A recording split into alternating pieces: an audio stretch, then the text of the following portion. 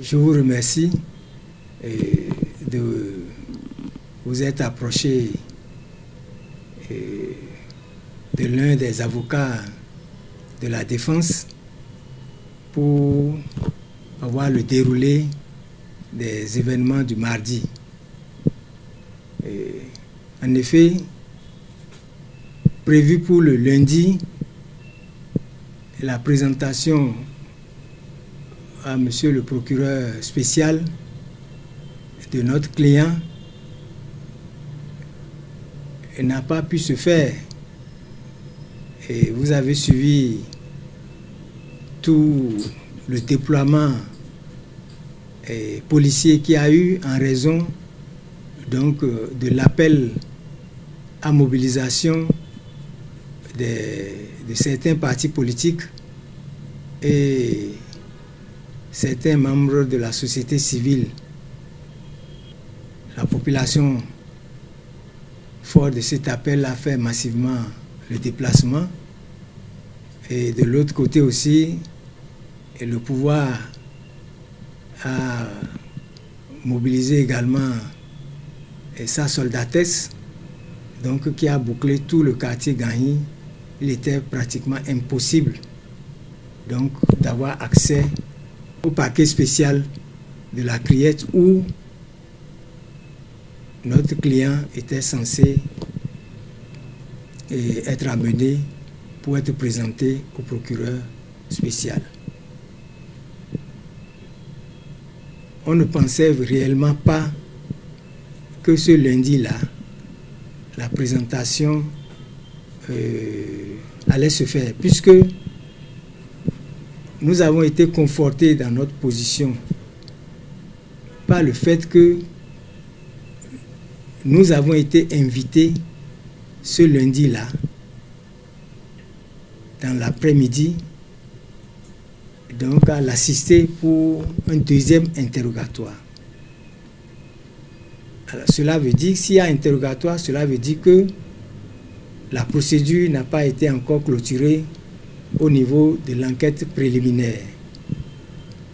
Donc j'y étais, on l'a auditionné, mais rien ne présageait que c'était à l'aube que sa présentation allait avoir lieu. Mais nonobstant l'interrogatoire,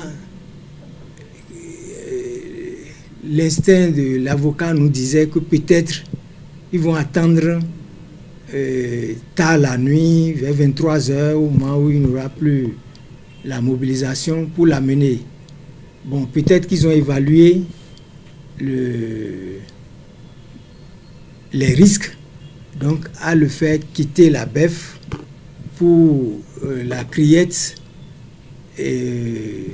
tard la nuit. Donc ils ont renoncé à cette possibilité puisque le dispositif policier était resté là. Nous on s'est dit, mais si le dispositif policier est là, eh bien, il y a quelque chose qui cloche. Et c'est ce qui nous avait amené à croire que c'est tard la nuit, comme il le faisait pour les dossiers à sensation. Donc lorsque la Criette était à Porte-Nouveau, ils attendaient vraiment tard la nuit, donc avant de convoyer, les garder à vue pour leur présentation au procureur spécial. On ne s'attendait plus ou moins à ce scénario-là. Malheureusement, ça n'a pas eu lieu. Alors, donc ce n'est que très très tôt le matin, pratiquement 6h30, 7h, que nous avons été alertés, nous les conseils que notre client serait déjà à la Criette. Comment ça? Donc, nous les confrères, on s'est appelés, ceux qui peuvent y aller, donc s'ils sont rendus, effectivement, il était là. Et alors, donc sa présentation a effectivement eu lieu le mardi, très tôt le matin. Donc, de la BEF vers la Criette. Il a été présenté, il s'est exprimé, et bon, ce qui lui est reproché, comme ce qui lui a été notifié, donc c'est harcèlement par voie électronique. Le deuxième, publication de fausses informations, et puis appel direct donc à la rébellion. Voilà les trois chefs d'inculpation qui lui ont été notifiés. Et sur ce, on lui a notifié son mandat de dépôt, donc est déposé alors à la prison civile de Missirité pour son audience qui aurait lieu, donc si tout va bien, le 7 octobre prochain. Si nous l'avons assisté avec tout l'engagement que vous connaissez, c'est justement pour plaider son innocence et plaider non coupable. Donc, à ce stade-là, il relève de la compétence du procureur spécial soit de le mettre sous mandat de dépôt comme il l'a fait, soit de le libérer purement et simplement pour infraction non constituée, ou bien alors de le mettre sous convocation et de programmer une audience à cet effet. Donc c'est les trois issues. Bon, c'est la première issue que le procureur spécial a choisie pour les raisons qui lui sont propres. Sinon, nous, c'est la troisième issue, à savoir sa libération pure et simple pour infraction non constituée. Parce que les preuves de ce qui lui est reproché ne sont pas rapportées, étant entendu que c'est l'accusation qui doit rapporter les preuves donc des charges qui sont retenues contre le mis en cause. La charge de la preuve revient à l'accusation. Bon, nous espérons, jusqu'à preuve du contraire, il demeure innocent. Ce n'est qu'une détention préventive. C'est une détention provisoire. Donc, on suppose qu'il est en prison, certes, mais il n'a pas encore été jugé ni condamné. Donc, c'est ce qu'on appelle détention provisoire. Il est provisoirement détenu dans la maison d'arrêt de Missirité, donc où il est gardé pour l'instant. Le 7, ce serait son vrai procès, parce que j'entends dire « Ah, son procès aura lieu le lundi, son procès, non. » C'est pas, à ce stade, on ne parle pas encore de procès, on parle donc, dans le langage ordinaire, de déferment ou de présentation donc, au procureur de la République. Vous entendez souvent, il sera présenté à monsieur le procureur de la République tel jour. Voilà, c'est cette présentation qui a raté le lundi, donc qui a finalement été rattrapée le mardi, donc à l'aube, je dirais à l'aube, puisque c'est très tôt le matin, c'est inhabituel que la police amène un gardé à vue, donc à 6h30, puis déjà à 7h, on avait été déjà alerté par les agents enquêteurs que notre client se trouvait déjà à la criette. Donc cela suppose que c'est très tôt le matin, 6h, 6h30, 6h qu'on l'a convoyé et 6h30 déjà il était à la criette.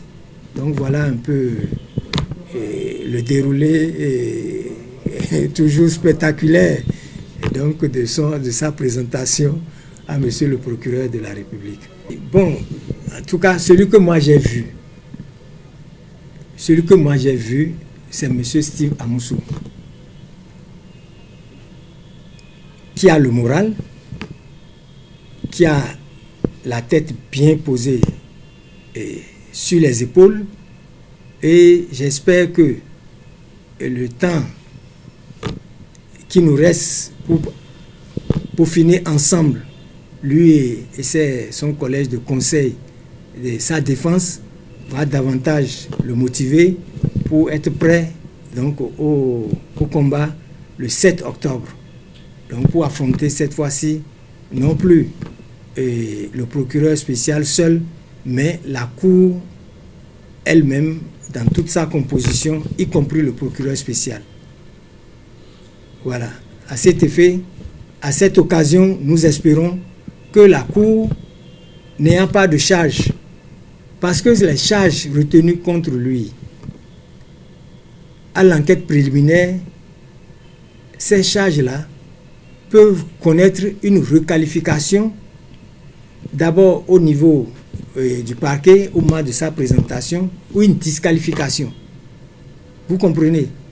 Donc, et cette charge qui est retenue au moment de sa présentation, pour ce que les gens connaissent, je dirais, au moment de son déferment, puisque nous parlons donc à la population qui ne comprend pas les méandres de nos jargons juridiques. Donc, le jour de son déferment, le procureur peut dire non, ce que l'officier enquêteur, l'OPJ enquêteur a écrit, ce n'est pas ça. Supposons si c'est abus de confiance et escroquerie, alors que c'était plutôt un vol, bon, le procureur spécial va dire, ah, ça là, ce n'est pas abus de confiance, mais c'est du vol. Alors, on peut aller devant le juge, cette fois-ci, et le juge va dire, non, non, non, non, ce n'est pas un vol, c'était une tentative de vol, ou ce n'est même pas du tout le vol. Et requalifier ou disqualifier. Donc, c'est étape par étape. Donc, nous espérons bien que les magistrats auront la compétence et le doigté nécessaire donc, pour apprécier ce dossier et voir si les qualifications retenues par le parquet spécial peuvent tenir la route. Voilà. Donc, nous, les avocats, nous sommes là pour justement casser toutes ces qualifications qui ont été retenues comme charge contre lui. Vous comprenez? C'est notre rôle et nous espérons que il pourra bien se défendre avec le concours donc, de ses avocats pour briser tous ces chefs d'inculpation qui sont retenus contre lui. Voilà. Donc, au sortir de 7 octobre, nous espérons qu'il sera purement et simplement relaxé ou relaxé au bénéfice du doute. Et on verra bien comment le procès va se dérouler. En tout état de cause, nous allons nous y préparer.